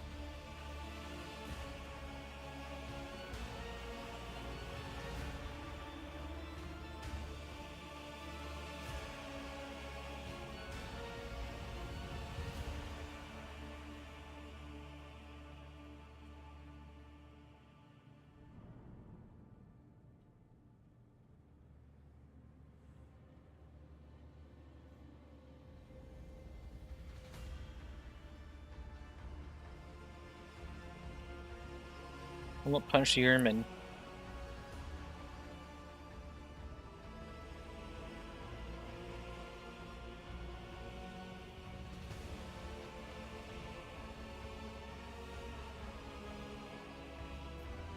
Do not make any more mistakes. Never forget your generosity, Lord Captain. We will repay your loyalty for lives if need be. As unspoken, take them away. I honor you by ushering the souls of those traitors to the outside. This troubles me. For us to serve you as the sword serves his master. Will you make me your shield and shadow of them and lash? Your Lordship, defenders of the Bloodspun Web were watching, tracking, and killing Von Melissa's enemies long before the warrant trade passed to Lady Theodora. However, the blade has also been known to cut short the lives of highly upstanding persons. Factum swallows nervously, casting a fleeting glance at Cabela. Certainly do not in any way condemn the deeds of this deeply esteemed cult. I am sure they must have had good reason. Storm clears his throat. Cultists are the scourge of the seditious. They bring the unrighteous to ruin. The enforcers respect the bloodspun web.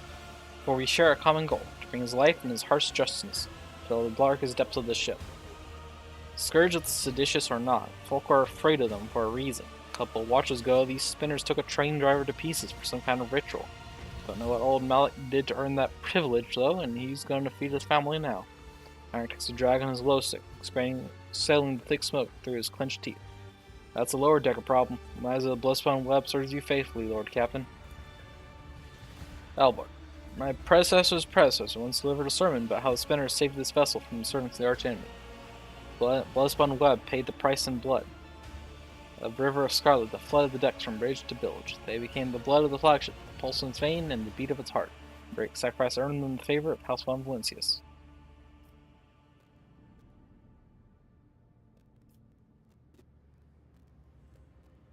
Professor, telling you about the spinner's great sacrifice. The vessel was beset by famine and pestilence during a long warp jump. The flagship wandered uncharted paths in the interior for 20 cycles straight. Servants of the archenemy used the despairing hearts of the crew to infiltrate the ship, and death followed. The hungry became the hunted, the famished became a feast. The exhausted crew was too weak and emaciated to resist the invaders. When the spinners emerged from the depths, they stood alone against hundreds of foes, yet they did not falter. They did not sleep or rest as their blade-tipped dance brought death. Though many spinners fell, the bloodspun web held strong until the flagship left the turmoil of the warp. So hear what my retinue thinks. I've heard, though only at a distance, the prayers the spinners offers up to him. I have seen how their deeds fill people's hearts with confidence in the inevitability of his wrath. Bloodspun Web's loyalty to the Emperor is without question, as is their willingness to lay down their lives in the fight against the archenemy. Although Lady Theodora never granted the cult an audience or brought a spinner into her retinue, she respected the Bloodspun Web and approved of its mission. This blood scryer is a fierce warrior who honors the Allfather in her own way.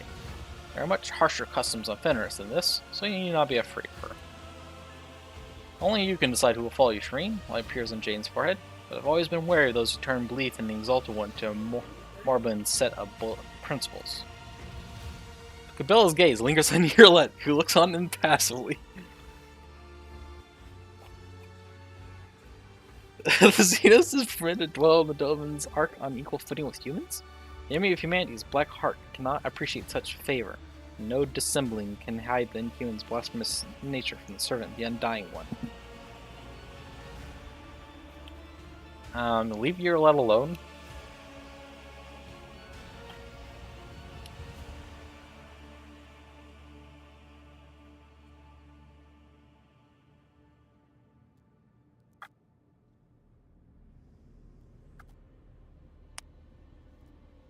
Alright, you'll be my shadow. I'll take you.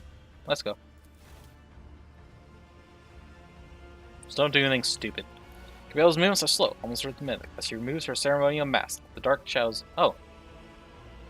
She actually had her, portrait change. Accentuate the deathly pallor of her skin, which is covered in ritual scars. Henceforth, I am your shadow, Von Valencius, an instrument of death placed in your hand by the Undying One. So was ordained, and so his Terret forspoke. And the woman bows her head once more. Also come bearing an invitation from the Vizier of the Bloodspun Web. Wishes you know that the doors to the Undying One's temple are open to you. Are you suggesting the Lord Captain should go down into the depths of his flagship to search for this temple? With all due respect, Lord decks are for servants and crew, and not a fitting place for his lordship. Forspoke? What do you mean? What? Our greatest, most sacred relic, the Bloodspun Web, the Emperor's Terret. Only his chosen servants may earn the permission to rain blood upon the cards and perform a reading, see portents of the future, shadows of the past, or tangles of the present, however the secrets of his terror. Not for the ears of lay people to hear. I cannot tell you more. Not here, not now. Who is the Vizier? He is the first among us. The Vizier has spun the web of faith for 5 full longer than I have lived. Blood of the flagship's blood, my mentor and teacher. Why is the Vizier not here to deliver the message himself? First spinner is old. His abode is in the temple beneath the flagship's freight line, and has not left the lower decks in decades. Even a short journey could sunder the spirit from his ancient body. Where is the temple located? I'm not permitted to say. If you wish to find the temple, you must walk the path to Saint Ariana, the matriarch spider. Hers was the thread that would become the bloodspun web. Her path began deep within the flagship, in the dark tunnels of the freight line. That was where yours must begin as well. This journey will bring you closer to the thread of the web, closer to the undying one, closer to understanding death.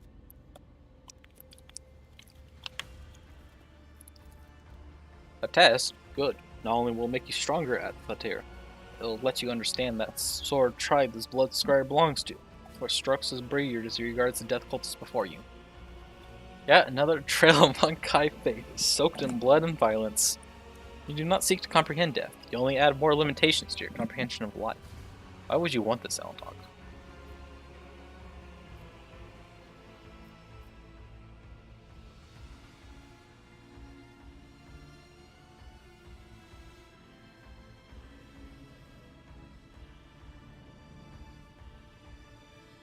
I'll walk in the footsteps of Matriarch Spider. Let's see where this goes. During the beginning of the darkness of the deepest tunnels, the Vizier awaits you. Halls retreat into the shadows as Cabela sheaths her ceremony daggers. The blade awaits direction, Demonlash. We'll speak again when the time is right.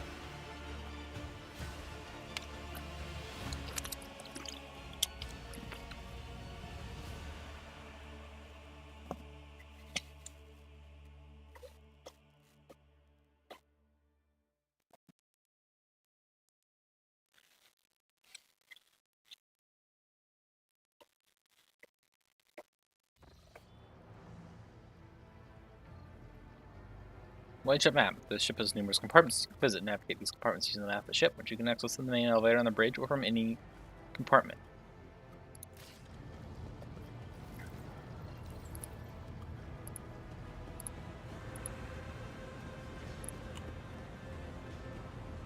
Oh, hello, Abel. Where's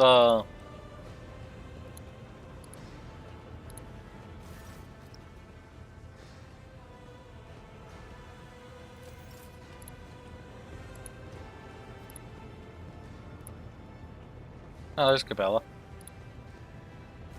Domin. Pull away the daggers she's been using to reopen her first close wounds. Can you stop bleeding everywhere?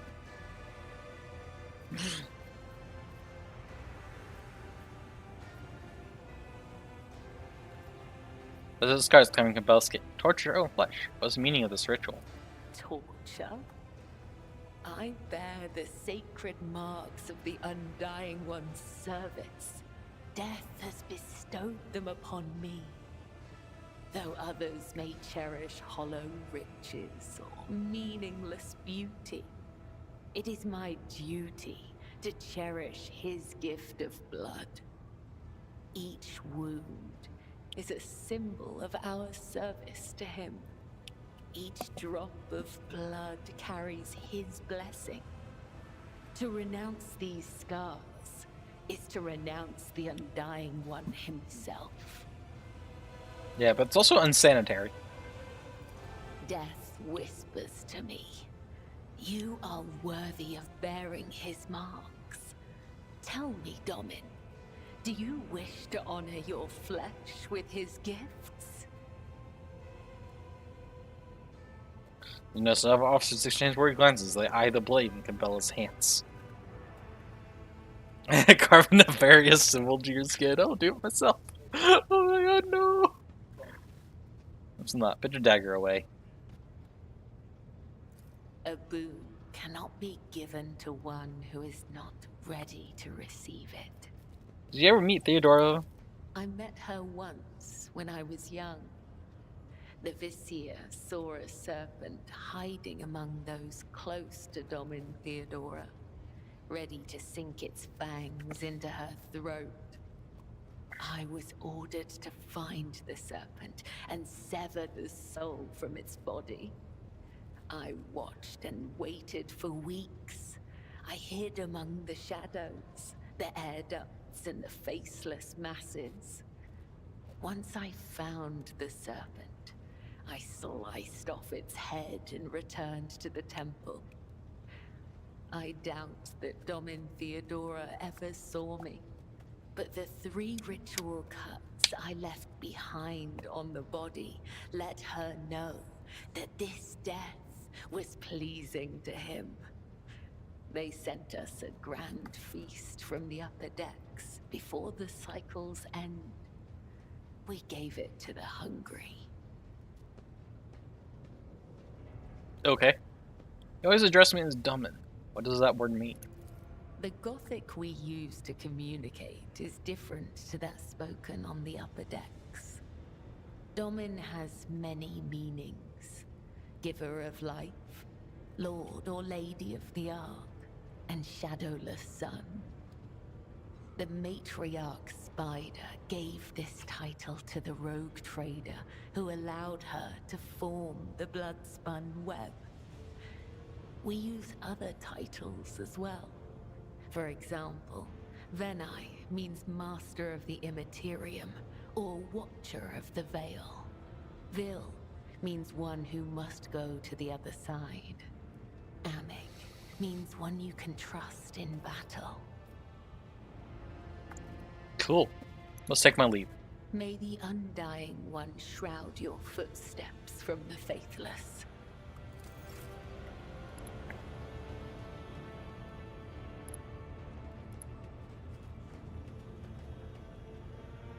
Are you okay? Nirlet's just watching. Alright, let's go to the freight line. Exploring the ship. Should I take Capella with me? Seems like I should take Capella with me.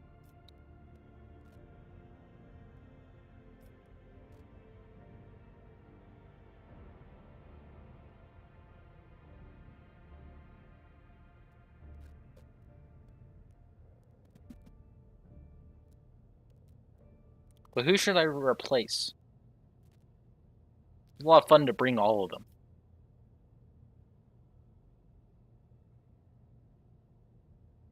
Actually, I might leave Jai behind.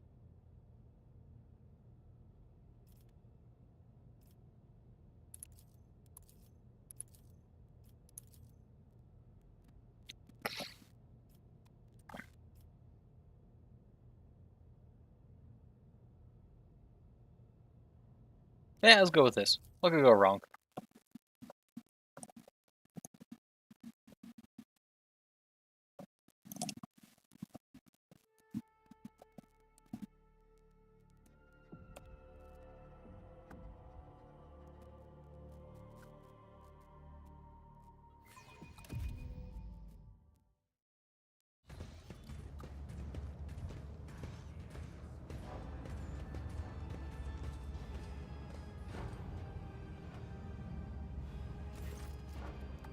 Sturdy built man with an augmented jaw stands at attention. The dark circles under his eyes speak to many sleepless nights. But his voice is loud and spirited. Welcome to Freight Hub LD 987A14, Lord Captain. I am Edak Frensoy, Captain of the Enforcers and Lower Deck LD A14. Master at Arms has assigned me to be your liaison for the operation of your stay here. Captain, would you like to inspect the control room or to begin your search for the Temple of Bloodspun Web? This is the last part with obvious concern.